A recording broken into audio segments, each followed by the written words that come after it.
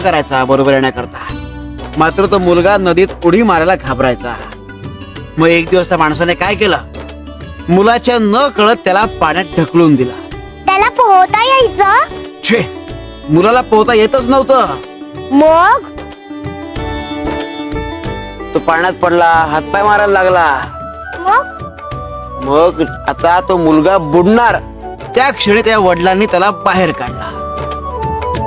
पुन्हा एकदा वडिलांनी मुलाच्या न कळत त्याला पाण्यात ढकलला. आता आम्हाला सांग, ह्या वेळी मुलाने किती वेळ तग धरला असेल? त्याने पुन्हा तेवढाच वेळ तग धरला असेल. त्याने मागच्या वेळेपेक्षा 10 पट जास्त वेळ तग धरला. हे कसं शक्य आहे? कारण त्याला विश्वास होता की तो बुडायला लागला तर त्याचे वडील त्याला